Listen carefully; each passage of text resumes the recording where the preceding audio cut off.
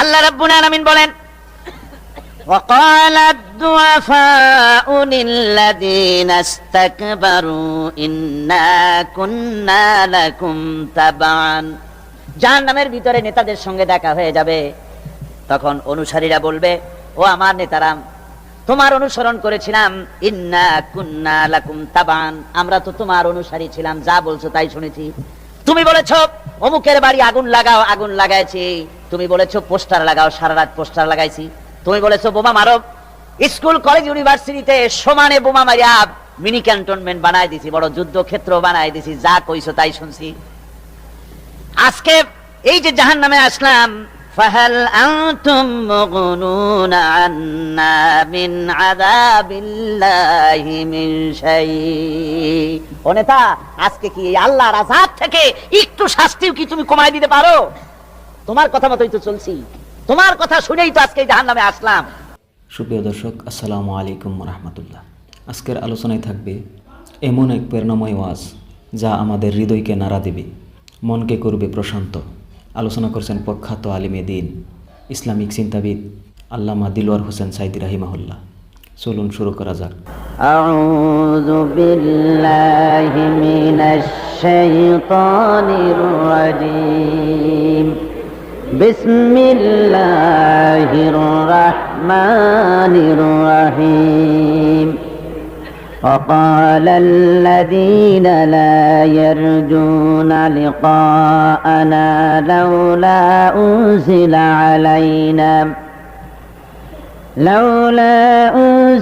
علينا الملائكة أو نرى ربنا لقد استكبروا في أنفسهم وعتوا عتوا كبيرا يوم يرون الملائكة لا بشرى يومئذ للمجرمين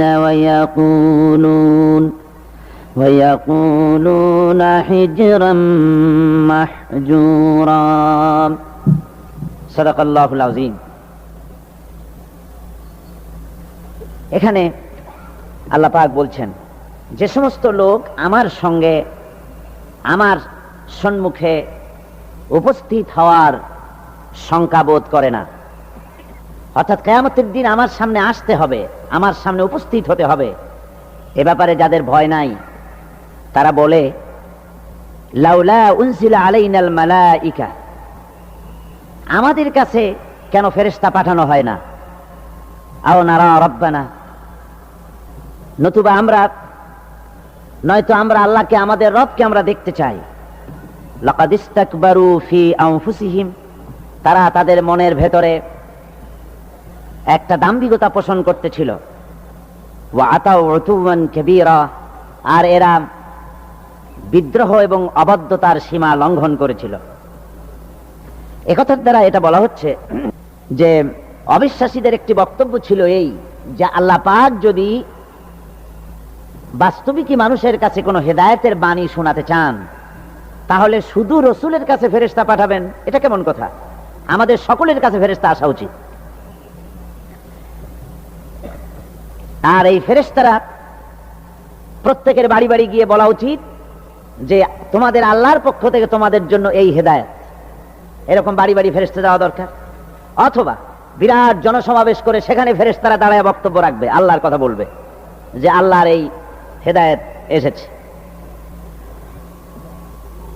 আর এটা যদি না হয়, তাহলে রব যিনি, তিনি আসুন, তিনি আমাদের সামনে এসে কথা বলুন, আমরা রবকে দেখতে চাই, এইভাবে তারা বলতো। সূরা আনআমে আল্লাহ রাব্বুল আলামিন বলেছেন যে এইভাবে করে যখনই কোনো আয়াত নাজিল হতো, তখন তারা বলতো ক্বালু লান নুমিনা হাত্তা নুতা মিসলা মা উতিয়া রাসূলুল্লাহ, আমরা ততক্ষণ পর্যন্ত এই সমস্ত কথা বিশ্বাস করব না যতক্ষণ পর্যন্ত রাসূলুল্লাহর কাছে যে জিনিস পাঠানো হয়েছে তা আমাদের কাছে পাঠানো না হয়। অর্থাৎ আল্লাহ নিজেই আসবেন এবং আল্লাহ নিজে এসে বলবেন যে হে বান্দারা, তোমাদের নিকট আমার আবেদন এই, এইভাবে আল্লাহ এসে নিজেই আমাদের সামনে এই ধরনের কথা বলা দরকার।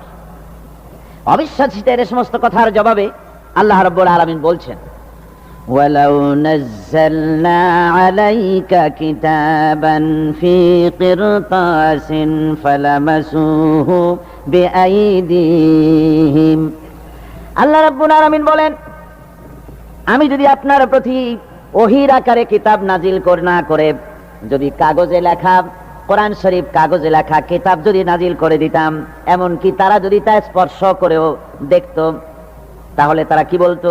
লাকালাল্লাযীনা কাফারু ইন হাযা ইল্লা সিহরুম মুবিন। ওরা স্পর্শ করে এই কিতাবকে তারপরে বলতো যে এটা হচ্ছে একটা স্পষ্ট জাদু, তারা এটাকে জাদু বলে ঘোষণা করে দিত। সুতরাং এই সমস্ত কথা বলে তারা আসলে কোরআন থেকে নিজেরাও দূরে থাকতে চায় এবং অন্যদেরকেও দূরে রাখতে চায়। তারা বলে,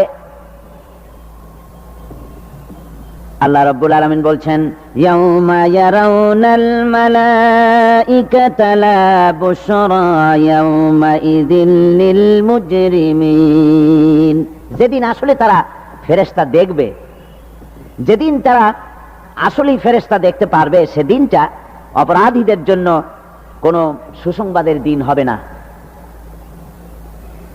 ফেরেশতা যেদিন তারা দেখতেই পারবে, ইয়াকুলুনা হিজরাম মাহজুরা, সেদিন তারা চিৎকার মেরে বলবে আল্লাহ আশ্রয় চাই, এভাবে চিৎকার মারতে থাকবে যেদিন সত্যিই ফেরেশতা দেখবে। وَقَدِمْنَا إِلَى مَا عَمِلُوا مِنْ عَمَلٍ فَجَعَلْنَاهُ هَبَاءً مَنْثُورًا। আর আমি তাদের সমস্ত কৃতকর্ম আমলগুলিকে সব ধূলিকণার মতো উড়িয়ে দেব। আসহাবুল জান্নাতি ইয়াওমাইযিন খায়রুম মুস্তাকাররান ওয়া আহসানু মাকিলা। সেদিন হাসরের ময়দানে জান্নাত এবং জাহান্নামীদের অবস্থা একরকম হবে না।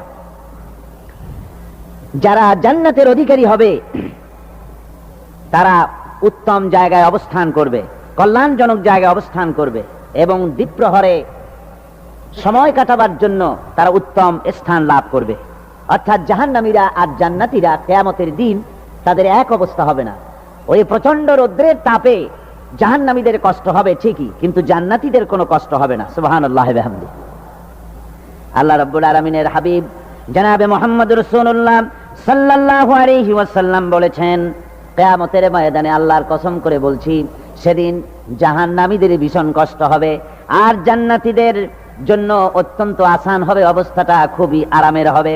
নবীজি বলেন, এক ফরজ নামাজ, এক ওয়াক্ত ফরজ নামাজ আদায় করতে যে সময়টুকুন লাগে, কিয়ামতের মাঠের এই সময় এত বড় বিরাট লম্বা সময় জান্নাতীদের জন্য এরকম হালকা হয়ে যাবে।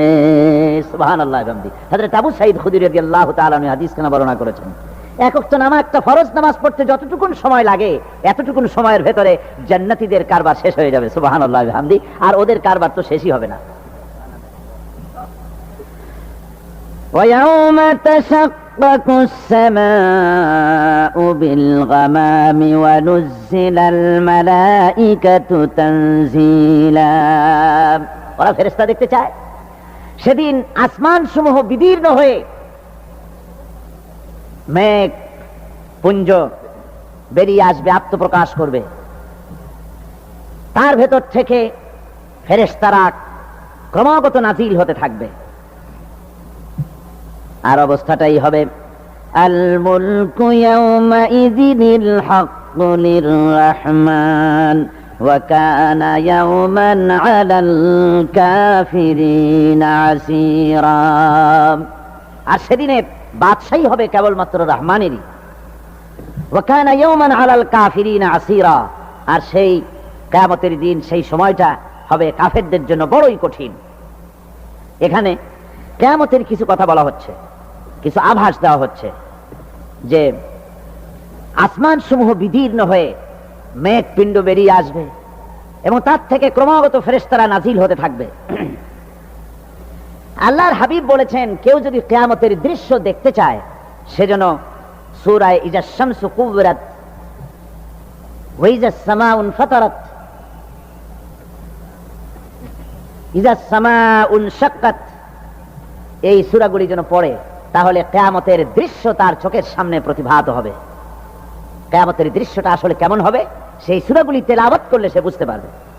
যেমন আল্লাহ পাক বলছেন, ইযাস সামাউ ফাতারাত ওয়া ইযাল কাওয়াকিবু তাসারাত ওয়া ইযাল বিহারু ফুজ্জিরাত ওয়া ইযাল কুবুরু বুসিরাত। যখন আকাশসমূহ চূর্ণ বিচূর্ণ হয়ে যাবে আর তারকাসমূহ বিক্ষিপ্ত হয়ে পড়বে, সমুদ্র মহাসমুদ্রগুলি দীর্ণ বিদীর্ণ হয়ে যাবে, কবরগুলি সব উদ্গীরণ করে দেবে, তার মধ্যে যা আছে সে সবগুলি। আবার আল্লাহ পাক বলেন, ইযাশ শামসু কুবিরাত ওয়া ইযান নুজুমুন কাদারাত ওয়া ইযাল জিবালু সুয়্যিরাত। সূর্য যখন ঢেকে যাবে, তারকাগুলি যখন বিপর্যস্ত হয়ে যাবে আর পাহাড়গুলি যখন চালিয়ে দেওয়া হবে, এই দৃশ্য তোমরা দেখতে পাবে। ফাইযান নুজুমু তুমিসাত ওয়া ইযাস সামাউ ফুরিজাত ওয়া ইযাল জিবালু নুসিফাত। সেদিন অবস্থা এমন হবে, সমস্ত তারকাগুলি স্তিমিত হয়ে যাবে আর আকাশসমূহ দীর্ণ বিদীর্ণ হয়ে যাবে, আর দেখতে পাবে পাহাড়গুলি সমস্ত পাহাড়গুলিকে উড়িয়ে দেওয়া হবে। আবার অবস্থা আরো কি হবে, ফাইদা বারিকাল বাসারু ওয়া খাসাফাল কামারু ওয়া জুমিআশ শামসু ওয়াল কামার। যখন চক্ষু বিস্ফারিত হয়ে যাবে মানুষের, চাঁদ আর সূর্য নিষ্প্রভ হয়ে যাবে, সব একাকার হয়ে যাবে, চন্দ্র এবং সূর্য তার অস্তিত্বকে হারিয়ে ফেলবে। শুধু তাই নয়, ওয়া হুমিলাতিল আরদু ওয়াল জিবালু ফাদুক্কাতা দাক্কাতাও ওয়াহিদা। জমিন ও পাহাড়গুলির মধ্যে সংঘর্ষ লাগিয়ে দেওয়া হবে আর তা এক ধাক্কায় জমিন এবং সমস্ত পাহাড়গুলি চূর্ণ বিচূর্ণ হয়ে যাবে। সুবহানাল্লাহি ওয়া বিহামদিহি। আল্লাহ রাব্বুল আলামিন বলছেন, এইভাবে করে কিয়ামতের দৃশ্য, বিভীষিকাময় দৃশ্য তোমরা দেখতে পাবে। আর সেদিনের রাজত্বটা কার হবে? আল মুলকু ইয়াউমাইযিনিল হাক্কু লির-রাহমান। সেদিনের রাজত্ব হবে কেবলমাত্র রহমানের। অর্থাৎ যেসব কৃত্রিম বাদশাহী দেখে তোমাদের চোখে ধাঁধা লেগে গিয়েছে, তোমাদেরকে দুনিয়ার বাদশাহী দেখে তোমরা ধোঁকায় পড়ে গিয়েছো, এসব বাদশাহী কিছুই টিকবে না সেদিন। সেদিন শুধু বাদশাহী থাকবে একমাত্র আল্লাহ পাকের। কার থাকবে বাদশাহী? জোরে বলেন কার? আল্লাহ রাব্বুল আলামিন যখন কিছুই থাকবে না ঘোষণা করবেন, লিমানিল মুলকুল ইয়াউম লিল্লাহিল ওয়াহিদুল কাহ্হার। আজকে কার রাজত্ব? চারিদিক থেকে আওয়াজ আসতে থাকবে, পরাক্রমশালী আল্লাহ রাব্বুল আলামিনের রাজত্ব আর কারণ নয়। হাদিস শরীফে এসেছে, বুখারী মুসলিম শরীফের হাদিসে এসেছে, আল্লাহর নবী বলেন, আল্লাহ রাব্বুল আলামিন তখন তার এক হাতে আকাশ মণ্ডলীকে ধারণ করবেন আর এক হাতে জমিনকে ধারণ করবেন। আকাশ মণ্ডলী এক হাতে, জমিন এক হাতে। এভাবে আল্লাহ রাব্বুল আলামিন বলবেন, আইনাল জাব্বারুন আইনাল মুতাকাব্বিরুন। কোথায় সেই স্বৈরাচারীরা? কোথায় সেই দুর্বিনীত অহংকারী স্বৈরাচার যারা আমার জমিনের উপরে, আমার মানুষের উপরে রাজত্ব চালিয়েছে? তারা আজকে কোথায়? কোথায় সেই অহংকারীরা? আল্লাহ পাক সেদিন যে বলবেন, সেদিন তো বলবেন, কিন্তু দুনিয়ার মাঝেও স্বৈরাচার যারা, অহংকারী যারা, তাদের শাস্তি পৃথিবীর বুকেও দেন, আর সেদিন তো দিবেনই।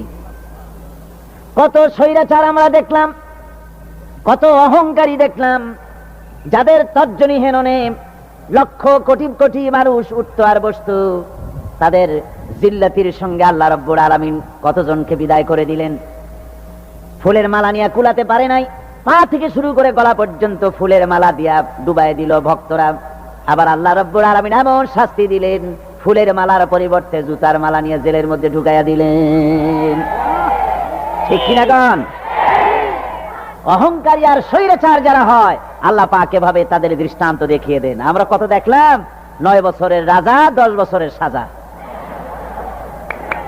পৃথিবীর বুকে যারা অহংকার করে, যারা স্বৈরাচার হয়, আল্লাহর আইনকে যারা বৃদ্ধাঙ্গুষ্টি প্রদর্শন করে, আল্লাহ পাক তাদের জমিনেও দেখান।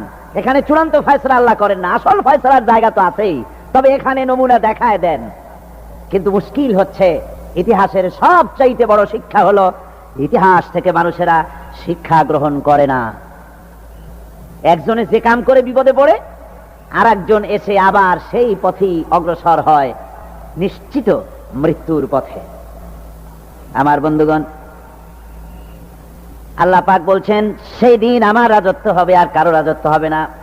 وَكَانَ يَوْمًا عَلَى الْكَافِرِينَ عَسِيرًا।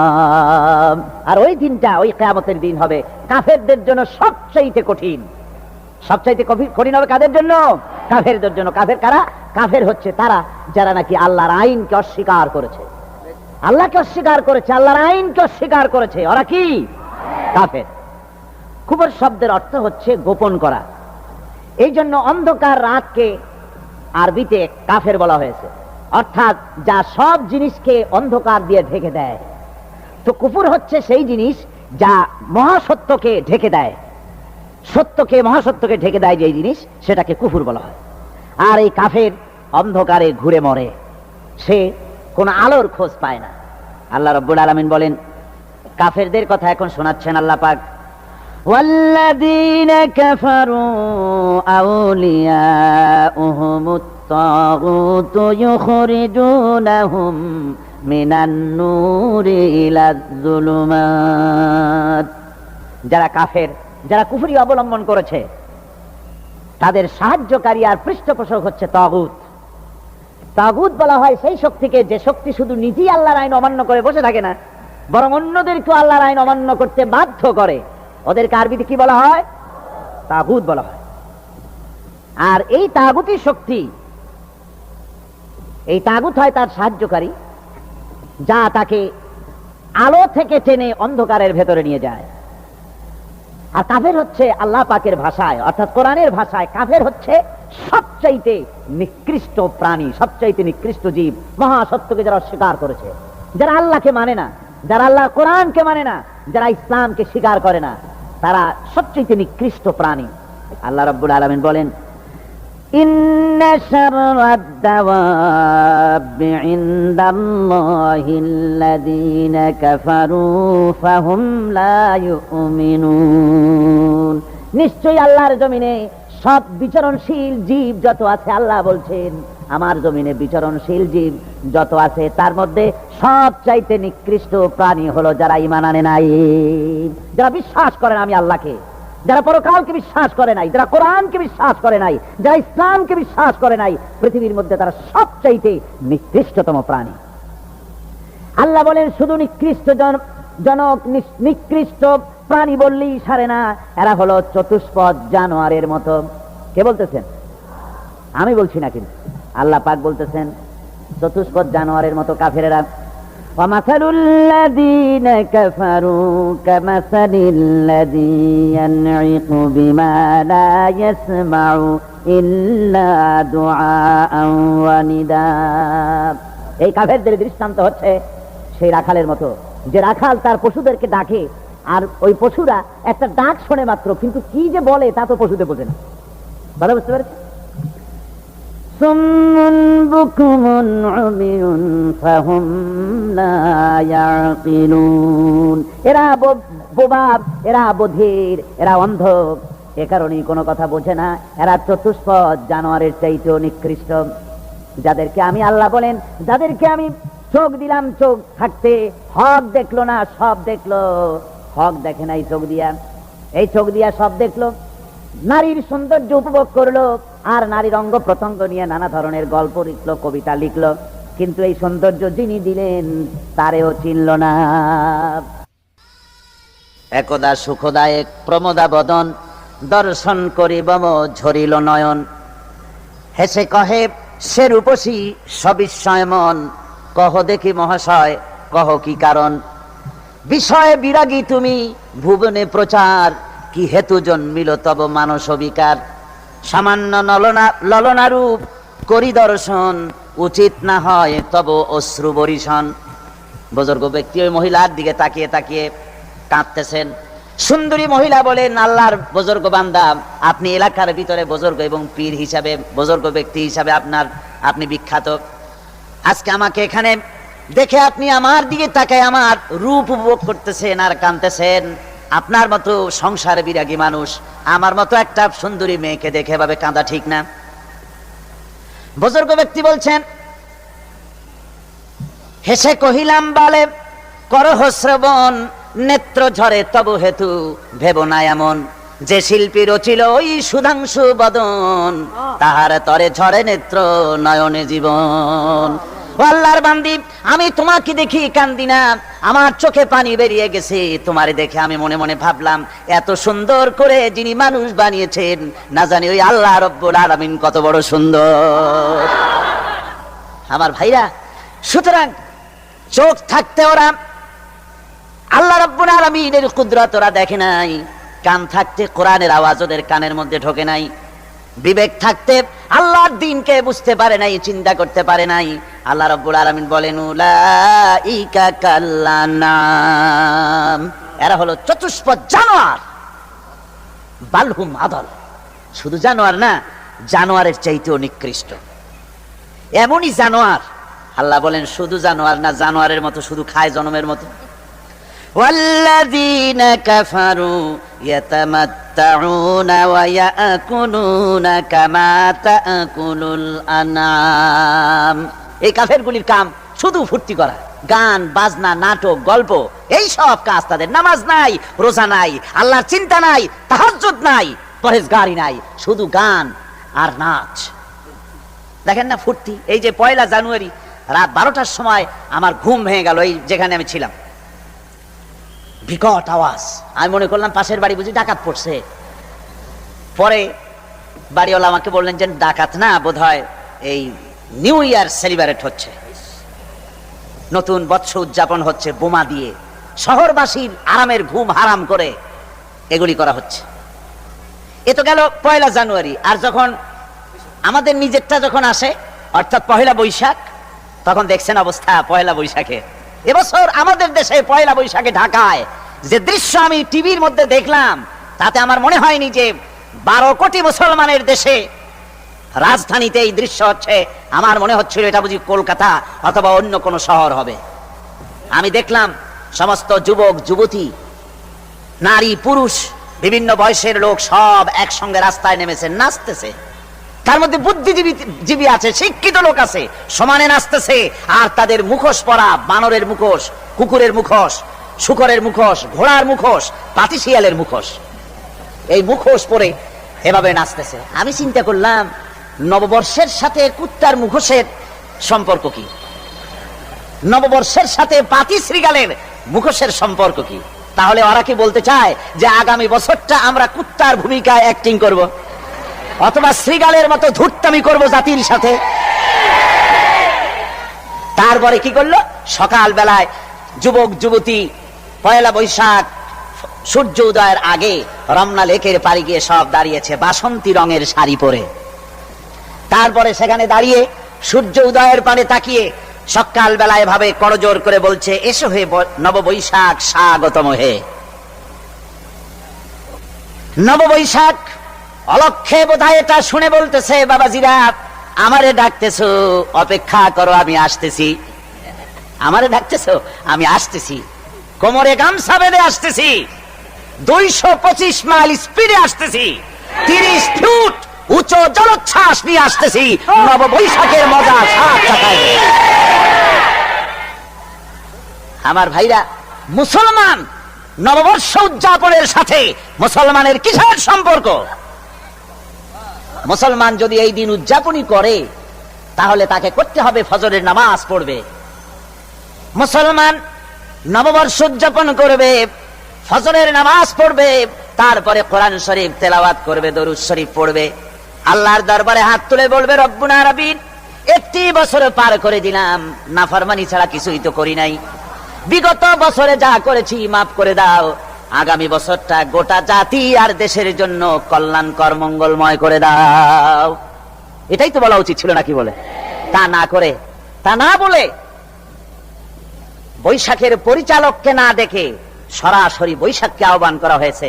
আর বৈশাখ আহ্বান করার মজা জনমের মতো দেখাই দিয়েছে আল্লাহ রাব্বুল আলামিন। তাই বলেন, কাফেররা তাদের কাজ হলো শুধু খাওয়া, তারা এমন খাওয়া খায় জনমের মতো খায়।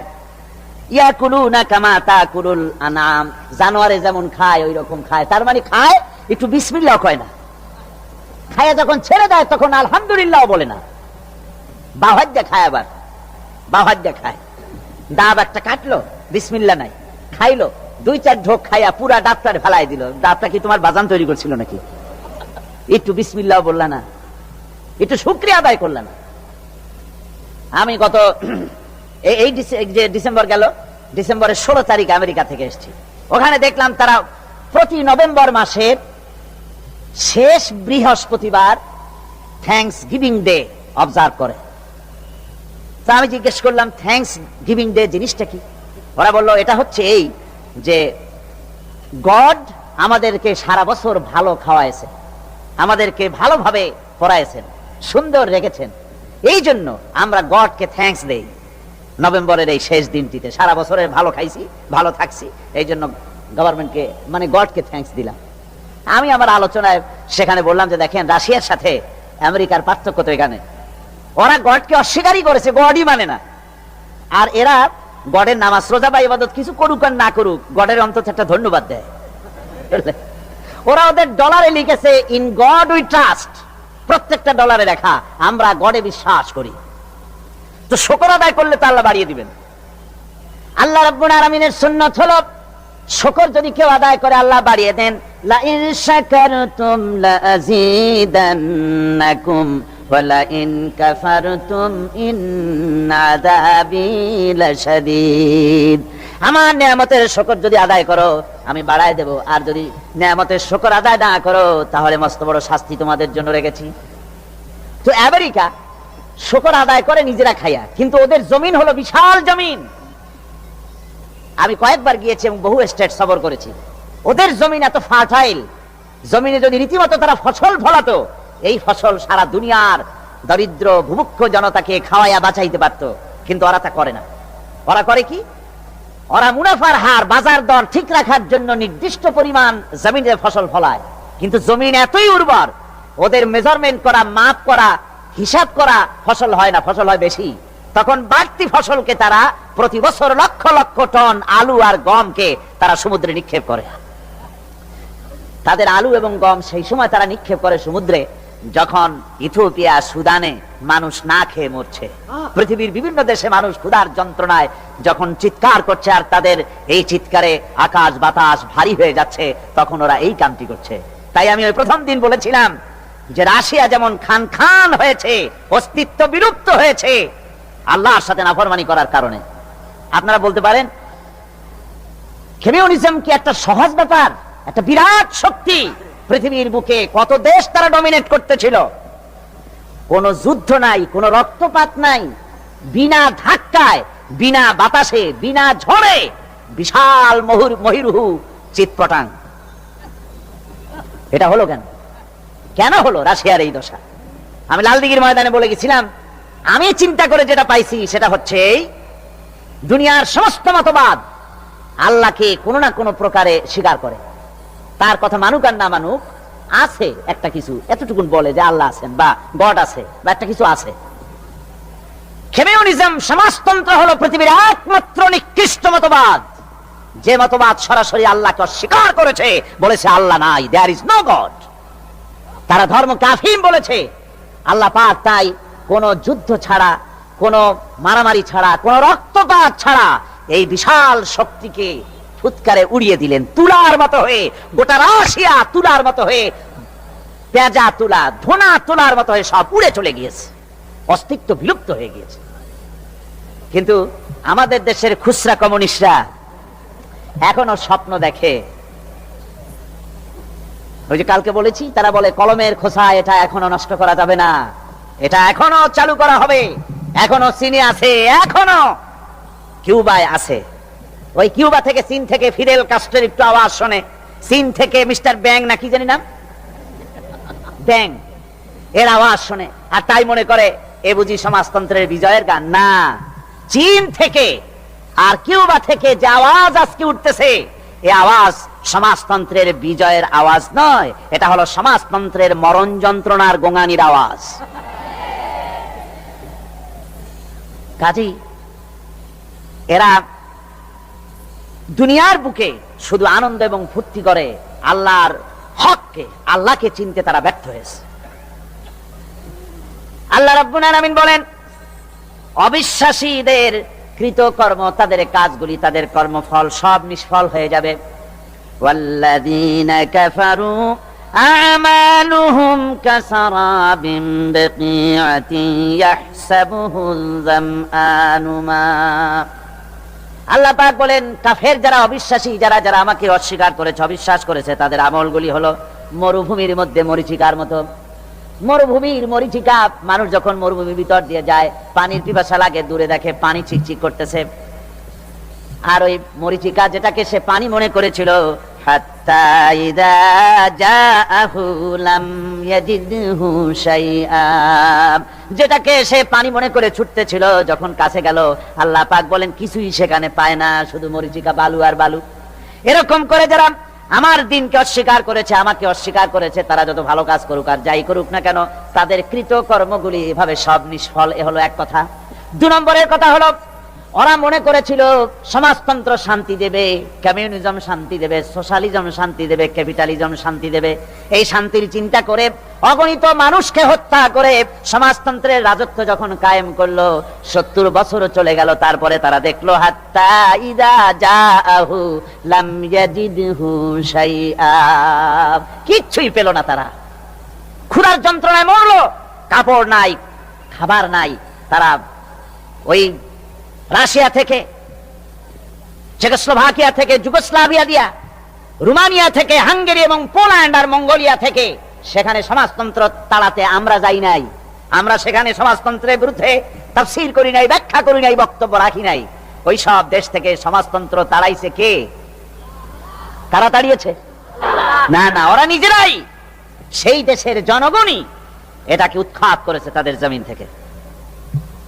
আল্লাহ পাক বলছেন, যারা আমার দিনকে, আমার বিধানকে যারা অস্বীকার করবে, তারা এই অস্বীকারী অবস্থায় যদি মৌত হয়, আমার সমাজতন্ত্রী কোনো ভাই যদি এ মাহফিলে থাকেন, কমিউনিস্ট কোনো ভাই যদি এ মাহফিলে থাকেন, তাহলে শুনুন আল্লাহ কি বলতেছেন।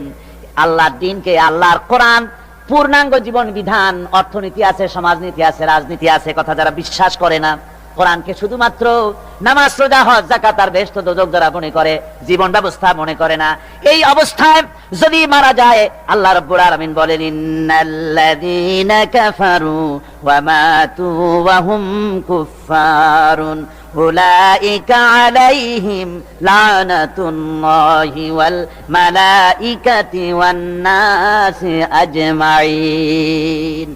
আল্লাহ রাব্বুল আলামিন বলেন, আমাকে অস্বীকার করার অবস্থায়, আমার দিনকে, বিধানকে অস্বীকার করার অবস্থায় যদি মৌত হয়ে যায়, তাহলে আল্লাহ, ফেরেশতা এবং तमाम পৃথিবীবাসীর অভিসম্পদ তার উপরে হতে থাকে, লানত হতে থাকে। খালিদিনা ফিহা লা ইউখাফফাফু আনহুমুল আযাবু ওয়া লা হুম ইউনজারুন। এই অভিসম্পদ অবস্থায় তারা সব সময় লিপ্ত থাকবে, না তাদের আযাবকে কমায় দেওয়া হবে, আর না তাদের কোন রকম অবকাশ দেওয়া হবে।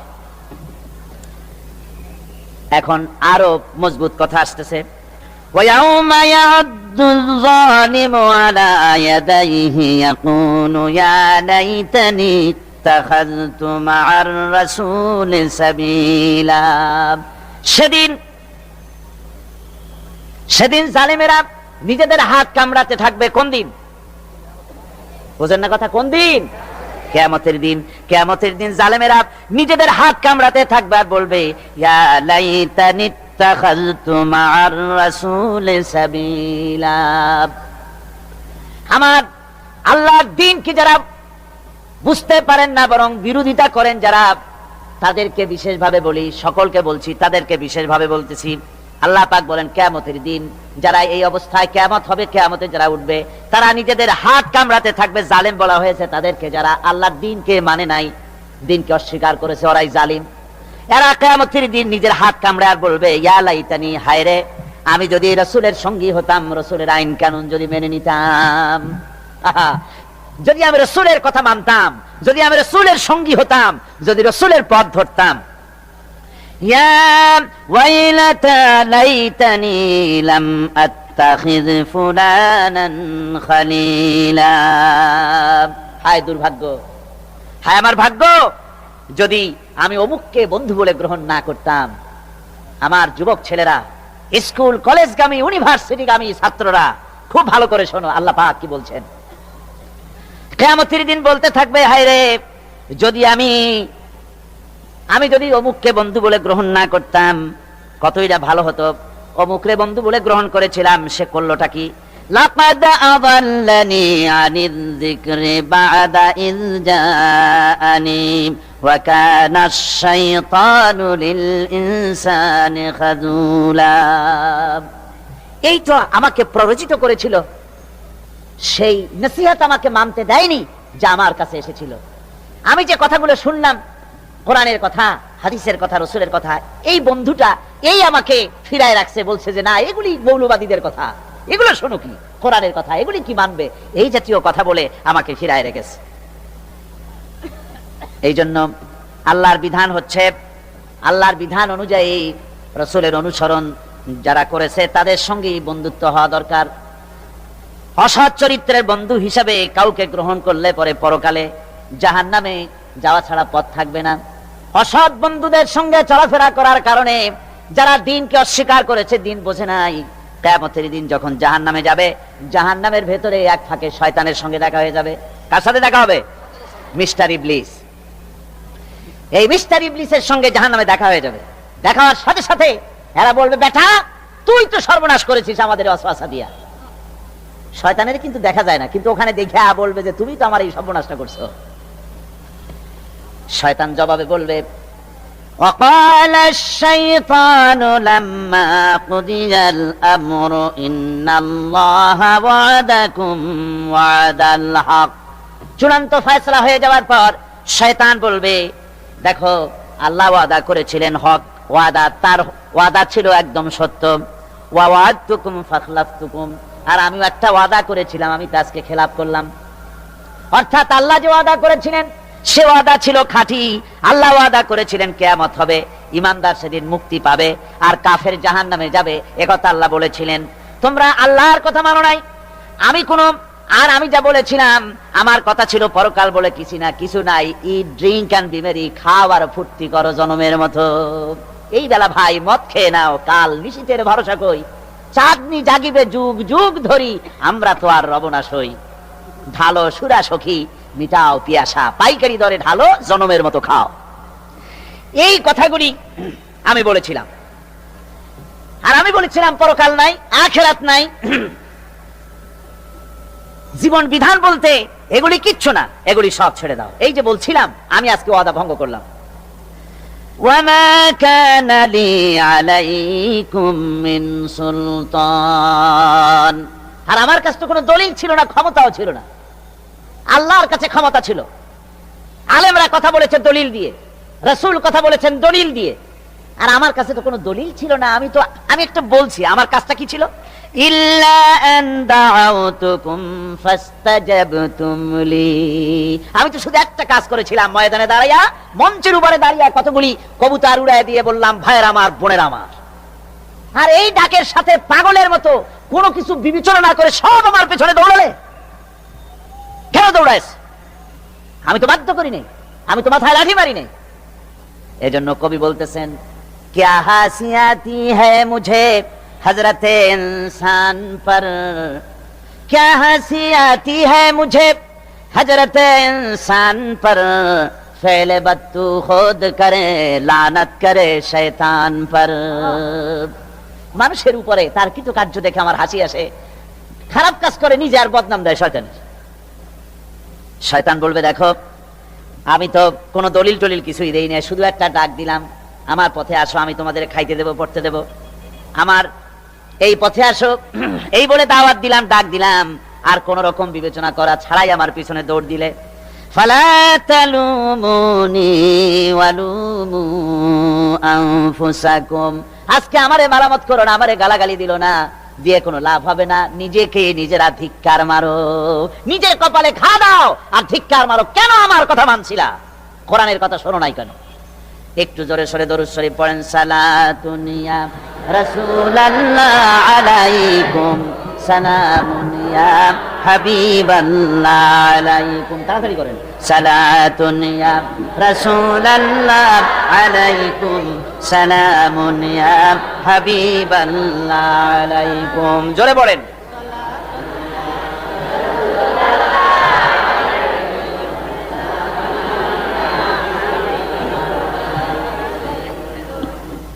শয়তান তখন বলবে, দেখো এখন আমারে গালাগালি দিয়ে কোনো লাভ নাই, এখন তোমাদের অবস্থাও যা আমার অবস্থাও তাই।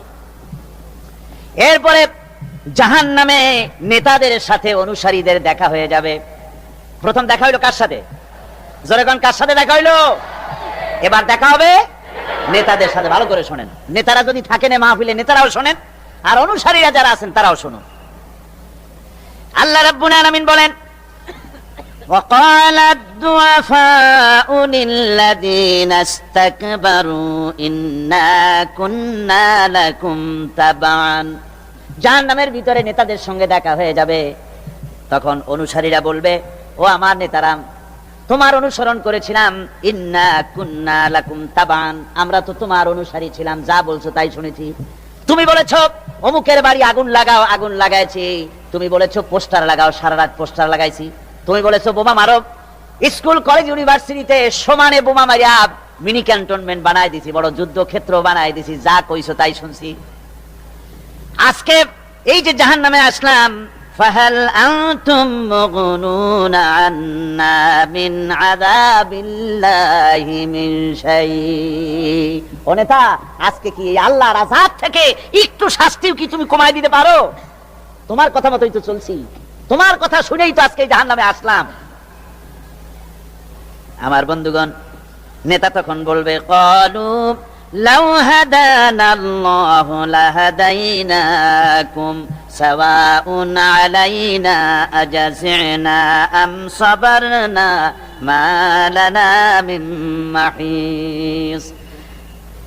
নেতা বলবে, দেখো, নেতারা বলবে, আমি যদি হেদায়েত প্রাপ্ত হতাম আল্লাহর কাছ থেকে, তাহলে তোমাদেরকেও অবশ্যই হেদায়েত করতে পারতাম। আমরা নিজেরাই গোমরাহ ছিলাম, কাজে তোমরাও গোমরাহ হয়েছো। আজকে সবর ইখতিয়ার করো আর আমাদেরকে গালাগালি করো, আর যাই কিছু করো না কেন, আজ তার কোনো উপায় নাই।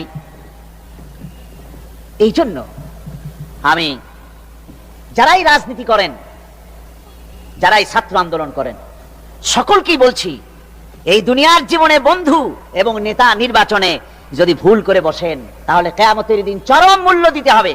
কি দিতে হবে? চরম মূল্য দিতে হবে কিয়ামতের মাঠে, যদি নেতা নির্বাচন করতে গিয়ে কোন রকম ভুল করে বসেন। কিয়ামতে যেদিন মানুষের সমস্ত কিছু উন্মোচিত হয়ে যাবে, রহস্যের পর্দা যখন সব সরে যাবে, নিজেদের কৃতকর্ম যখন দেখতে পাবে, তখন তারা নিজেদের অপরাধের মূলে দায়ী ব্যক্তিদেরকে পেয়ে যাবে সামনে, আল্লাহর দরবারে অভিযোগ করবে এই দায়ী ব্যক্তিদের। وقالوا ربنا إنا أطعنا سادتنا وكبراءنا فأضلونا السبيل। তারা ফরিয়াদ করে বলবে, অনুসারীরা ফরিয়াদ করে বলবে, আয় আল্লাহ, আমরা দুনিয়ায় আমাদের এই সমাজপতি আর এই নেতাদের অনুসরণ করেছিলাম, অনুসরণ করে এদের পেছনে আমরা চলেছি, আর এই সমাজপতি আর এই নেতারাই আমাদেরকে তোমার রাস্তা থেকে দূরে সরায় রেখেছে। আমার যে সমস্ত নেতৃবৃন্দ এখানে আছেন, ভালো করে শুনুন, যারা ইসলামী আন্দোলনকে যারা বিশ্বাস করেন না, পছন্দ করেন না, আর যে সব অনুসারীরা আছেন ইসলামী আন্দোলন পছন্দ হয় না, তারাও ভালো করে শুনেন, আল্লাহর কালামের কথা কাজে লাগবে। অনুসারীরা আল্লাহর দরবারে ফরিয়াদ করবে, রব্বুল আলামিন, এরাই আমাদেরকে গোমরাহ করেছে, তোমার রাস্তা থেকে আমাদেরকে সরাই দিয়েছে। হে আমাদের রব, রব্বানা আতিহিম দিফাইন মিনাল আযাবি ওয়ালআনহুম লানান কাবীরা। আয় আল্লাহ, আমাদের যে শাস্তি হবে তার থেকে ডবল আযাব এই নেতাগুলির দাও, আর তোমার কঠিন লানত এদের উপরে করো। এরা আমাদেরকে গোমরাহ করেছে, তোমার রাস্তায় চলতে দেয় নাই। এরা মাঠে ময়দানে বক্তৃতা করেছে, আমরা মিটিং এর আয়োজন করেছি, আসরে রক্ত চলে যায়, মাগরিবে রক্ত চলে যায়, নেতা একবারের জন্য বলে নাই আজান দাও আমরা সবাই নামাজ পড়ি, বলে? জোরে বলেন, বলে? ও অনুসারী ভাইরা, ভালো করে শোনো, ওই নেতা নামাজের জন্য বলে না, চরিত্র তৈরি করার জন্য বলে না, মা বাপের খেদমতের জন্য বলে না, বরং হাতে অস্ত্র তুলে দেয় শিক্ষকদের জনমের মতো শিখাইবার জন্য। সমস্ত কলেজ ইউনিভার্সিটিগুলি সব এখন মিনি ক্যান্টনমেন্ট। ইউনিভার্সিটি সহ প্রায় 180টার মতো শিক্ষাঙ্গন, শিক্ষা প্রতিষ্ঠান সন্ত্রাসের কারণে বন্ধ। একটা একটা করে একটু একটু খুলতেছে, সব সন্ত্রাসের কারণে। আর এই সন্ত্রাস কারা করছে? কারা অস্ত্র দিতেছে? ছেলেরা, তোমরা বুঝতে পারো নাই, তোমাদের হাতে কলম শোভা পায়, তোমাদের হাতে বই শোভা পায়। তোমাদের হাতের কলম তুলে নিয়ে হাতে যারা স্ট্যান্ড গান তুলে দেয়, তারা তোমাদের বন্ধু নয়, নেতা নয়, বরং তারা তোমাদের জীবনের দুশ্মন। এগুলি কি ধরে গান? জীবনের দুশ্মন। ঢাকা বিশ্ববিদ্যালয়, অনেকে গর্ব করে বলেন এটা হলো প্রাচ্যের অক্সফোর্ড। হতে পারে, ছিল একসময়।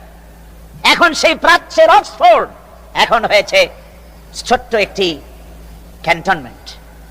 ওই ইউনিভার্সিটির সামনে দিয়া লোকেরা যাতায়াত করতো, আগে আনন্দে বুক ফুলে উঠতো, আমার শ্রেষ্ঠ বিদ্যাপীঠ, এখানেই আমার লেখাপড়া হয়, কত ছেলে এখান থেকে প্রেসিডেন্ট হয়, প্রধানমন্ত্রী হয়, কত কিছু হয়। আর এখন ওই ইউনিভার্সিটির সামনে দিয়ে যাওয়ার সময় মানুষ যখন যায়, যদি রিকশায় থাকে, রিকশা ড্রাইভারকে বলে, বাবা জোরে চালা, বকশিস দেব। আর যদি পায়ে হাঁটে তো দ্রুত গতিতে দৌড় মারে, আর আয়াতুল কুরসি পড়ে বোতাম খুলে জোরে জোরে বুকে ফু মারে, আর বলে যে আল্লাহ এই ছাত্রদের সঙ্গে যেন দেখা না হয়। আমার ভাইজান আল্লামা হযরত মাওলানা সৈয়দ কামালউদ্দিন জহুরী মাদ্দাজিল্লাহুল আলী আমাকে বলছিলেন যে আসলে কোরআনের আয়াত দিয়ে আমাকে বলছিলেন যে ঢাকা বিশ্ববিদ্যালয় এর চতুর্দিকে একটা বড় প্রাচীর তৈরি করা উচিত, যেমন ইয়াজুজ মাজুজের জন্য প্রাচীর তৈরি করা হয়েছিল। সেই জাতি প্রান্তর তো প্রান্তর, শ্রাবণের খরস্রোতাপ উত্তাল তরঙ্গমালা নদীর উপর থেকে ঘোড়া দাবড়িয়ে আমি নদীর অপর পারে ইসলামের পতাকা উড্ডীন করেছি, আমি সেই মুসলমান। সুতরাং আল্লাহ রাব্বুল আলামিন বলেন, ইয়া আইয়ুহাল্লাযীনা আমানু ইন তানসুরুল্লাহা ইয়ানসুরকুম।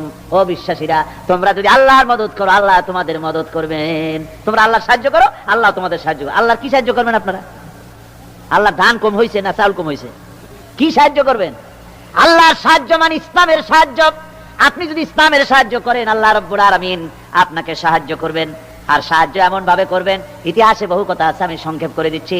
বদরের প্রান্তরে মাত্র কয়েকজন মুসলমান, আল্লাহ পাক তাদেরকে কিভাবে জিতালেন। আল্লাহ পাকের ওই কবি বলতেছেন, ফেজায়ে বদরে পায়দা কুন ফেরেশতে তেরি নুসরত কো উতার সকতে গর্দু সে কতর আন্দর কতর আবি। বদরের প্রান্তরে মুসলমানদের যে ঈমান ছিল, ওই ঈমান যদি তোমরা আনতে পারো, তাহলে আমি আল্লাহ রাব্বুল আলামিন কাতারে কাতারে ফেরেশতা তোমাদের জন্য অবতীর্ণ করে দিতে পারি। যেরকম সুবহানাল্লাহ। وقال الذين كفروا لولا نزل عليه القرآن جملة واحدة كذلك لنثبت به فؤادك ورتلناه ترتيلا। শেষ হয়ে আসছে। আল্লাহ পাক বলছেন যে কাফেররা তারা বলে যে এই ব্যক্তির উপরে কোরআন একসাথে সবটা নাজিল হইল না কেন? সবগুলি কোরআন একসাথে নাজিল হইল না কেন? 30 পারা পুরাটা এই যে একটু একটু করে নাজিল হয়, এইটা কি? তাদের ধারণা যে এটা মুহাম্মদ সাল্লাল্লাহু আলাইহি ওয়াসাল্লামের বানানো, ওই টুকটাক করে রাতের বেলায় শিখাই দেয়। ওই যে প্রথম রুকুতে আমি বলেছি আল্লাহ পাকের কথা থেকে, ওই রকম কেউ শিখায় দেয় সেইভাবে। আর আল্লাহর জ্ঞানে যদি আল্লাহরই হবে, তাহলে তিনি তো সবটাই দিতে পারতেন, একটু একটু করে দিচ্ছেন কেন? আল্লাহ পাক জবাবে বলেন, কাযালিক, এরূপ ভাবে এরকম করা হচ্ছে এই জন্যে, লিনুসাব্বিতা বিহি ফুআদাকা, যাতে করে আমি আপনার মন মগজের ভিতরে এটাকে ধীরে ধীরে ভালোভাবে হৃদয়ঙ্গম করায় দিতে পারি। ওয়ারাত্তালনাহু তারতিলা, আর এইভাবে আলাদা আলাদা করে সুন্দর করে বিভিন্ন অংশে এটাকে আমি সজ্জিত করে দিয়েছি। অর্থাৎ সমস্ত শরীয়তটা, কোরআনটা একসাথে যদি নাজিল হয়ে যেত, সমস্ত হুকুম হাকামগুলি দিশাহারা হয়ে যেত, মানুষ এটা পালন করা সম্ভবপর ছিল না। এর ব্যাখ্যা আছে, সে ব্যাখ্যা আমি দিতে পারলাম না সময়ের অভাবে। ওয়ালা ইয়াতুনাকা বিমাসালিন ইল্লা জিনাকা বিল হক ওয়া আহসানা তাফসীরা। আর এর ভিতরে একটা কল্যাণময়তাও আছে। তাহলে এই যে এই লোকগুলি আপনার কাছে আসে আর নানান কথাবার্তা বলে, নতুন নতুন কথা বলে, আশ্চর্যজনক প্রশ্ন তোলে, সুতরাং একসাথে নাজিল করে দিলি তা কি করে হতো? ওরা যখন প্রশ্ন তোলে আর বিভিন্ন কথা নিয়ে আসে, আমি সঙ্গে সঙ্গে তার জবাব দেই এবং সঠিকভাবে আমি আপনার সামনে সেই কথাগুলি, বক্তব্যকে স্পষ্ট করে তাদের সামনে আমি তুলে ধরি। আল্লাযীনা ইউহশারুনা আলা বুজুহিহিম ইলা জাহান্নাম উলাইকা শাররুম মাকানাও ওয়া আযাল্লু সাবিলা। আর কিয়ামতের দিন যাদেরকে উল্টো করে জাহান্নামে ফেলানো হবে, ঠ্যাং উপরের দিকে দিয়া আর মাথা নিচের দিকে দিয়া উল্টো করিয়া জাহান্নামে ফেলানো হবে। আর এটা হবে তাদের জন্য অত্যন্ত নিকৃষ্ট জায়গা। ওয়া আযাল্লু সাবিলা, তাদের পথ ছিল চূড়ান্তভাবে ভ্রান্ত। এই উল্টা করে ফেলাবে কাদেরকে? যারা নাকি কোরআনের আয়াতগুলিকে উল্টা উল্টা অর্থ করেছে। কথা বুঝতে পেরেছেন? কোরআন শরীফকে বিকৃত করেছে, মানুষকে বিভ্রান্ত করেছে, কোরআনের আয়াতগুলি নিয়ে উল্টা উল্টা অর্থ করেছে। কিয়ামতের দিন এদেরকে উল্টা করিয়া জাহান্নামের মধ্যে নিক্ষেপ করা হবে। দেখেন না, আজকে উল্টা অর্থ করা হচ্ছে ধর্ম নিরপেক্ষতার সপক্ষে। কয় যে কোরআন শরীফে আছে ধর্ম নিরপেক্ষতা করতে হবে, বলে কোথায় আছে? কয় লাকুম দীনুকুম ওয়ালিয়া দীন। এখন স্লোগান দেওয়ার সময় নাই তো। এখন বিষয়টা হচ্ছে এই উল্টা কথা তারা বলতো বলতো যে লাকুম দীনুকুম ওয়ালিয়া দীন। এখন আপনারা বলেন লাকুম দীনুকুম ওয়ালিয়া দীন এটা কোন সূরা? সূরা কাফিরুন। এখানে কি? এখানে বিষয়টা হচ্ছে কাফেরেরা বলছিল যে হে মুহাম্মদ সাল্লাল্লাহু আলাইহি সাল্লাম, আসো ধর্মের ব্যাপারে আমরা কিছুদিন তুমি আমাদের এই মূর্তিগুলো পূজা করো, আর আমরা কিছুদিন তোমার হারাম শরীফের মধ্যে যাইয়া মসজিদে হারামে গিয়া কিছু সময় তোমাদের নামাজ পড়ে দিয়ে আসবো না। অর্থাৎ ধর্মটা আমরা 50-50 ভাগাভাগি করে নেই। আল্লাহ রাব্বুল আলামিন তার জবাবে বললেন, নবী ওদের শোনায় দেন, লাকুম দীনুকুম ওয়ালিয়া দীন। পড়েন সবাই, লাকুম দীনুকুম ওয়ালিয়া দীন। তোমাদের ধর্ম তোমাদের জন্য, আমাদের ধর্ম আমাদের জন্য। এটা তো পক্ষের কথা। এখানে নিরপেক্ষ আছে নাকি কোথাও? নিরপেক্ষ আছে? এখানে নিরপেক্ষর কথা নাই। কিন্তু মানুষেরা বোঝে না কোথাকার কোন মেয়ে লোক একটা কি ফতোয়া দিল, পাগলের মতো মানুষ সেইটা মানতে দৌড়ায়। জোরে কন্যা নাউজুবিল্লাহ, আরো জোরে কন্যা নাউজুবিল্লাহ। ধর্ম নিরপেক্ষ মতবাদ পৃথিবীর এক নিকৃষ্ট মতবাদ। সমাজতন্ত্র যেমন বিদায় হয়েছে, ধর্ম নিরপেক্ষ বিদায় হবে টুডে অর টুমরো। আমার ভাইরা, ধর্ম নিরপেক্ষ মতবাদ কোন মানুষের মতবাদ নয়। মুসলমান তো দূরের কথা, কোন মানুষের মতবাদ এটা নয়। মানুষ একমাত্র নাস্তিক ধর্ম নিরপেক্ষ হতে পারে। মানুষ কেমনে ধর্ম নিরপেক্ষ হবে? যারা হিন্দু তাকে ধর্মের পক্ষেই থাকতে হবে নাকি? হিন্দু যে সে ধর্মের কোন দিকে থাকবে? পক্ষে। মুসলমান ধর্মের কোন দিকে? খ্রিস্টান ধর্মের কোন দিকে? ধর্মের ব্যাপারে নিরপেক্ষতার মানে কি? নিরপেক্ষ হলো মাঝখানের পথ। আপনি রাস্তা দিয়ে যান, Chittagong to Dhaka highway, motorway. এই মোটরওয়ে দিয়ে যাওয়ার সময় হয় লেফটিস্ট হন, না হয় রাইটিস্ট হন। হয় ডান দিক দিয়ে যান, না হয় বাম দিক দিয়ে যান। আপনি যদি কোন যে আমি বামপন্থীও না, আমি ডানপন্থীও না, আমি নিরপেক্ষ, মাঝখানে দাঁড়ায় থাকবো। ঢাকা চট্টগ্রামের রাস্তার মাঝখানে যদি দাঁড়ায় থাকেন, তাহলে আপনার এই নিরপেক্ষতার স্বাদ মিটাইয়ে দেবে ট্রাক বাবাজি। এক ধাক্কা মারিয়া রাস্তার সাথে জনমের মতো ধর্ম নিরপেক্ষতার স্বাদ মিটাইয়ে দেবে। অনুরূপ ভাবে ইসলাম ভালো লাগে, ইসলামের পক্ষে আসেন। ইসলাম ভালো না লাগে বাড়িই যান। হিন্দু ধর্ম ভালো লাগে, থাকেন হিন্দু ধর্মে। পছন্দ না হয় চলে যান। ধর্মের হয় পক্ষে আসেন, না হয় বিপক্ষে চলে যান। ধর্মের ব্যাপারে নিরপেক্ষ হয়ে দাঁড়ায় থাকবেন রাস্তার মাঝখানের মতো, শয়তানে এক লাথি মেরে জাহান্নামে ফেলে দেবে। সুতরাং ধর্ম নিরপেক্ষ মতবাদ কোন মানুষের মতবাদ নয়। এর দ্বারা মানুষের ধর্মের নিরাপত্তা দেওয়া যায় না। যায়? যদি তা যেত তাহলে ভারতে দিতে পারতো না। বাংলাদেশের ধর্ম নিরপেক্ষতাবাদের ওস্তাদ কারা? ভারত। ওই ভারতের থেকেই এখানে আমদানি হয়েছে তাদের মহব্বতের লোকেদের মাধ্যমে, ঠিক কিনা? সুতরাং ধর্ম নিরপেক্ষ মতবাদ যে দেশ থেকে আসছে, সে দেশে কি ধর্ম নিরপেক্ষতাবাদ দিয়ে সে দেশের জনগণ, বিভিন্ন ধর্মের লোকেরা শান্তিতে আছে? জোরে বলেন, আছে? নাই। হরিজনেরা নানান নির্যাতনের মধ্যে আছে। মুসলমান সংখ্যালঘুরা চরম নির্যাতনে আছে, ঠিক কিনা? কোন চরম নির্যাতনে মুসলমানদেরকে হত্যা করা হচ্ছে, মুসলমান মারা হচ্ছে, মুসলমানদের মসজিদকে ধ্বংস করা হচ্ছে। এ পর্যন্ত 500-এর উপরে মসজিদকে তারা মন্দির বানাইছে।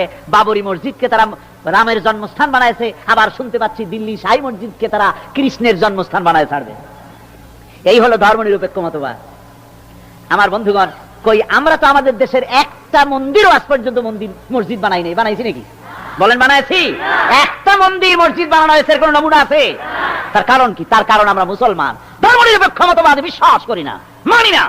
আমরা মুসলমান, তাই আমার দেশে পরধর্মের লোকেরা সবচাইতে আরামে আছে, শান্তিতে আছে, ঠিক কিনা? ধরে বলেন, ঠিক কিনা? ওরা বলে কোরআন শরীফে আছে ধর্ম নিরপেক্ষতাবাদ। এর দলিল আছে। কি দলিল আছে? আরো একটা তো লাকুম দীনুকুম ওয়ালিয়া দীন দিয়ে ফেলাইছেন। আর একটা কি? আর একটা আছে লা ইকরাহা ফিদ্দীন। এটা বলে বুখারী শরীফে আছে। লা ইকরাহা ফিদ্দীন অর্থাৎ দিনের ব্যাপারে কোনো বাড়াবাড়ি নাই। এই দিনের ব্যাপারে বাড়াবাড়ি নাই, এই কথাটা আপনার অমুসলমানদের জন্য, অর্থাৎ কোন অমুসলমানকে ভয় দেখাইয়া, প্রলোভন দেখাইয়া, পয়সা দিয়া কোন ক্রমে বাধ্য করে তাদেরকে ইসলাম কবুল করানো যাবে না। এটা হলো লা ইকরাহা ফিদ্দীন। এর দ্বারা ধর্মনিরপেক্ষতার দলিল কোথায় পেলেন? এর দ্বারা তো ধর্মনিরপেক্ষতার দলিল হয় না। মুসলমান যে ব্যক্তি তাকে ধর্ম মানতেই হবে। আপনি কথা বলতে পারবেন না ধর্ম আমার নিজের ব্যাপার, ইচ্ছা মানবো না হয় না মানবো, এই কি কয় নামাজ ইচ্ছা পড়বো না হয় না পড়বো, পর্দা ইচ্ছা করবো না হয় না করবো। বাবাজি, এটা মামু বাড়ির বারান্দা না যে আপনি সবরি গলা চাপাবেন সেখানে বসে। মুসলমান যখন হয়েছেন নামাজ পড়তেই হবে, পর্দা করতেই হবে, দিন প্রতিষ্ঠা করতেই হবে। ধর্ম নিরপেক্ষ মতবাদ কোন মুসলমান কবুল করতে পারে না। এ ব্যাপারে সতর্ক হতে হবে আপনাদেরকে। যারা এই ধর্ম নিরপেক্ষতাবাদের উল্টা উল্টা কোরআনের অর্থ করে, আল্লাহ বলেন কিয়ামতের দিন উল্টা করে জাহান্নামে ফেলাই দেব। কিভাবে ফেলাইবে আল্লাহ? আল্লাহ রাব্বুল আলামিন বলছেন, ইউহশারুনা আলা বুজুহিহিম ইলা জাহান্নাম। কোরআনে কারীমকে যারা উল্টা অর্থ করে, আয়াত নিয়ে নিজেদের স্বার্থে ব্যবহার করে, মাথা নিচের দিকে দিয়ে ঠ্যাং উপরের দিকে দিয়ে জাহান্নামে ফেলাই দেব। সেই জাহান্নামে কিয়ামতের দিন তাদেরকে থাকতে হবে এবং সেটা হবে তাদের জন্য কঠিন জায়গা। আর তারা আসলেই চূড়ান্ত ভাবে বিভ্রান্ত। আলা বিকামালিহি কাসাবাদ দুজা বিজামালিহি হাসুনাত জামিউ খাসালিহি সাল্লু আলাইহি ওয়া আলিহি। মুনাজাতের জন্য বসুন, সবাই বসুন। بلغ العلا بكماله كشف الدجى بجماله حسنت جميع خصاله صلوا عليه وآله। আজকে এক সুখবর আছে আপনাদের জন্য। আজকে একজন মহিলা সহ 4 জন, মোট 5 জন অমুসলিম ইসলাম কবুল করতে এসেছেন।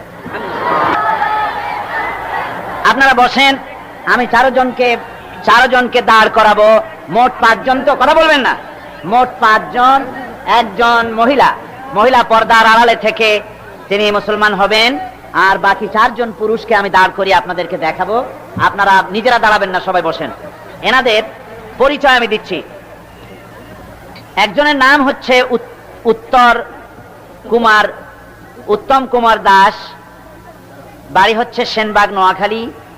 বর্তমান সে নিজের নাম পছন্দ করেছে ওমর ফারুক। আরেকজন নাম হচ্ছে রমণী দে, পিতার নাম হচ্ছে ক্ষীরত কুমার দে, বাড়ি মহেশখালী, চন্দনপুর, বেলগাঁও। বর্তমান নাম কি তা তো লেখেন নেই। ও, বর্তমান নাম পছন্দ করেছে মোহাম্মদ আব্দুল্লাহ।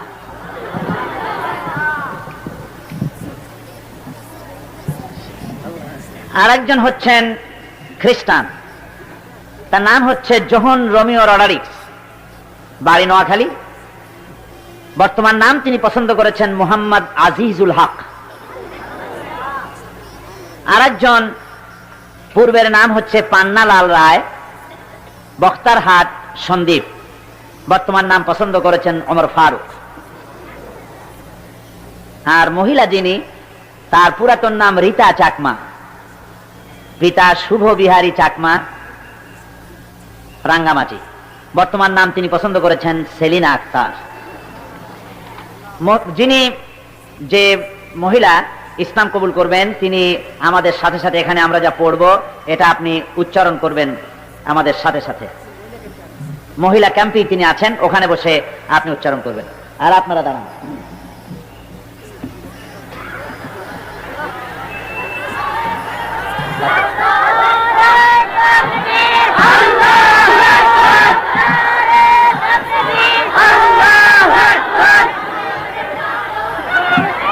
লা ইলাহা ইল্লাল্লাহু মুহাম্মাদুর রাসূলুল্লাহ।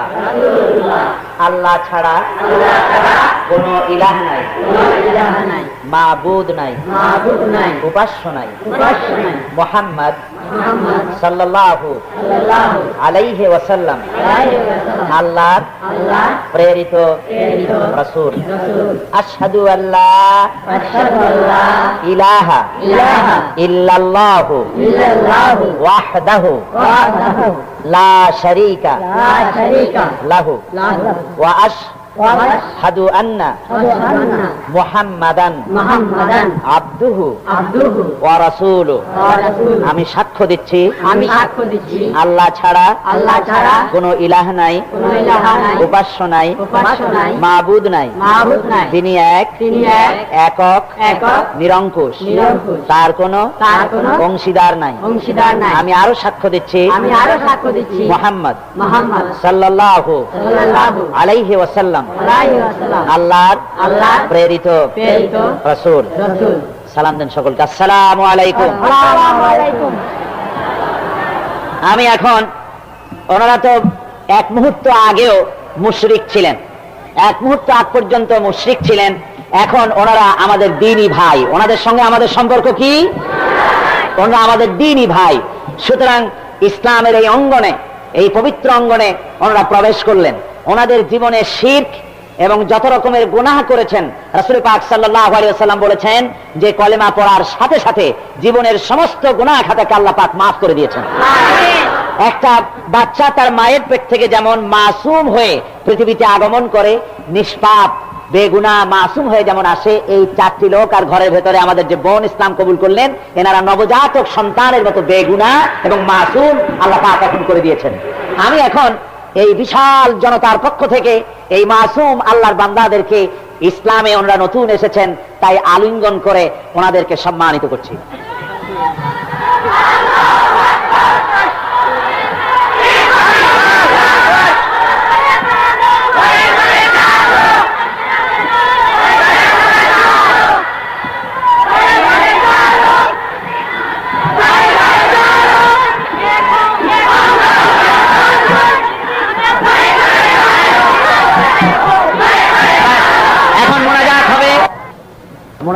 মোনাজাতের পর এশার আযান হবে বা জামাত নামাজ পড়ে যাবেন। এই মাহফিল আর কদিন আছে? আর মাত্র একদিন। দেখতে দেখতে কত দ্রুত দিনগুলি পার হয়ে গেল, আর একদিনই মাত্র আছে। এবং আগামীকাল হচ্ছে সেই কাঙ্ক্ষিত বাঞ্ছিত আখিরি মোনাজাত। 5 দিন ব্যাপী কোরআনে কারীমের তাফসীরের মাহফিলের মোনাজাত বিশেষ বৈশিষ্ট্যের দাবি রাখে। আল্লাহর কাছে আমরা আল্লাহর দরবারে, রহমানুর রহিমের দরবারে ধন্না দেব, তার রহমতের কাঙ্গাল হয়ে আমরা হাত তুলব। দেশের জন্য, দেশের জনগণের জন্য শান্তি, সমৃদ্ধি, স্বাধীনতা ইত্যাদির হেফাজতের জন্য আল্লাহর কাছে আমরা প্রাণ ভরে কাঁদব। সেজন্য আপনারা আগামীকালের মাহফিলে দলে দলে মিছিল করে চতুর্দিক থেকে আসরের মধ্যেই এ মাঠে আপনারা চলে আসবেন। আর আপনাদের বন্ধু বান্ধব নিয়ে আসবেন। মহিলাদের জন্য সুন্দর বসার ব্যবস্থা আছে। এই 4 দিনে আমি মেয়েদের ব্যাপারে কথা বলতে পারি নাই, যদিও যা বলেছি সব পুরুষ মহিলা সকলের জন্য সমান। মা বোনদের জন্য আগামীকাল বিশেষভাবে কথা বলা হবে এবং আরো অত্যন্ত জরুরি গুরুত্বপূর্ণ কিছু কথা আছে যা আগামীকাল তাফসীরের শেষে আমি আলোচনা করব ইনশাআল্লাহ। আমিন। ربنا ظلمنا أنفسنا وإن لم تغفر لنا وترحمنا لنكونن من الخاسرين ربنا لا تزغ قلوبنا بعد إذ هديتنا وهب لنا من لدنك رحمة إنك أنت الوهاب رب العالمين। এই ঠান্ডাকে উপেক্ষা করে তোমার লক্ষ লক্ষ জনতা কষ্ট করে এখানে বসে দীর্ঘক্ষণ আজকে তোমার কালাম শুনেছে, কোরআনে পাক শুনেছে। হে আল্লাহ রাব্বুল আলামিন, মেহেরবানি করে আমাদের সকলকে আহলে কোরআন বানায়া দাও। আমাদের সকলকে কোরআন সহি করে তেলাওয়াতের তৌফিক দাও, কোরআনকে বোঝার তৌফিক দাও, কোরআন আমল করার তৌফিক দাও। যখন মরে যাব কোরআন শুনতে শুনতে মরার তৌফিক দাও। যখন কবরে চলে যাব কোরআনের নূর দিয়া অন্ধকার কবরকে আলোকিত করে দিও আল্লাহ। কিয়ামতে কোরআনের ছায়া আমাদের নসিব করে দিও, কোরআনের সুপারিশ কিয়ামতের ময়দানে আমাদের নসিব করে দিও রব্বুল আলামিন। কোরআন যার মাধ্যমে পেলাম সেই বিশ্ব নবী সরওয়ারে কায়নাত রাহমাতুল লিল আলামিন, তার দরবারে এই মাহফিলের সালাম তুমি পৌঁছায়া দাও রব্বুল আলামিন। আমরা যারা মা বাপ হারাইছি, আমাদের মধ্য থেকে মা বাপ যাদের কবর হয়ে গেছে, দয়া করে তাদের কবরগুলিকে জান্নাতের টুকরা বানায়া দাও রব্বুল আলামিন। এই মাহফিলের কর্তৃপক্ষ প্রতি বছর কোরআনের খেদমত করে, কোন বছর তাদেরকে তুমি ঋণগ্রস্ত রাখনি। এবারও যেন এই কঠিন বাজারে, দ্রব্য মূল্যের বাজারে যেন তারা মাকরুজ না থাকে, ঋণগ্রস্ত না থাকে। তোমার বান্দাদেরকে দিল বড় করে সাহায্য দেওয়ার তৌফিক দিয়ে দিও আল্লাহ রব্বুল আলামিন। আজকে যে ভাইরা শিরক থেকে মুক্ত হয়ে তাওহীদের আশ্রয় গ্রহণ করলো, আমাদের এক বোন আর 4 ভাই ইসলাম কবুল করলেন। আল্লাহ তুমি দয়া করে মেহেরবানি করে বাকি জীবনটা দ্বীনের উপরে চলার তৌফিক দান করে দিও। ইসলাম কবুল করার জন্য যদি কোনো বিপদ মুসিবত তাদের জন্য আসে, তুমি তাদের সাহারা হয়ে যেও আল্লাহ রব্বুল আলামিন। আগামীকাল এ মাহফিলের শেষ দিন, রব্বুল আলামিন তোমার এই কোরআনের মাহফিলের ইজ্জত তুমি রক্ষা করো, এর আজমত বাড়িয়ে দিও, এর সম্মান বাড়িয়ে দিও। লোকেদেরকে পঙ্গপালের মতো চতুর্দিক থেকে মানুষের উত্তাল ঢেউ এই মাঠে যেন কালকে উপচে পড়ে, সকলকে আসার তৌফিক দিও। কোরআনের মাহফিলে যেন আখিরি মোনাজাতে আমরা প্রাণ ভরে তোমার দরবারে কাঁদতে পারি, তুমি তৌফিক দান করে দিও রব্বুল আলামিন। তুমি মেহেরবানি করে আমাদের মোনাজাত কবুল করে নিও। রব্বানা তাকাব্বাল মিন্না ইন্নাকা আনতাস সামিউল আলিম ওয়া তুব আলাইনা ইন্নাকা আনতাত তাওয়াবুর রহিম। সুবহানা রাব্বিকা রাব্বিল ইজ্জাতি আম্মা ইয়াসিফুন ওয়া সালামুন আলাল মুরসালিন ওয়ালহামদুলিল্লাহি রাব্বিল আলামিন। বিআক্না ইলাহা ইল্লাল্লাহু মুহাম্মাদুর রাসূলুল্লাহ। আসসালামু আলাইকুম ওয়া রাহমাতুল্লাহ। সম্মানিত দর্শক, আমরা অনেক সময় ইসলামকে নিজের মতো করে বুঝি, কিন্তু ইসলামকে বোঝা যায় কেবল কোরআন ও বিশ্বনবী সাল্লাল্লাহু আলাইহি সাল্লামের আলোয়। যে জাতি একদিন পৃথিবীতে নেতৃত্ব দিত, আজ সেই জাতি পরাধীন। কারণ আমরা ইসলামকে জীবন থেকে দূরে সরিয়ে দিয়েছি। আমরা নাম রেখেছি মুসলমান, কিন্তু আচরণ, চিন্তা আর ব্যবহারে ইসলামকে ভুলে গেছি। মনে রেখো, যে জাতি ইসলামকে বুঝে আল্লাহ তাআলা সেই জাতিকে সম্মান করে, আর যে জাতি ইসলামকে উপেক্ষা করে আল্লাহ তাআলা তার থেকে সম্মান কেড়ে নেয়। চলো আজ থেকেই শুরু হোক জীবনের এক নতুন যাত্রা, কোরআনের দিকে, হাদিসের দিকে, সত্যিকারের ইসলামের দিকে।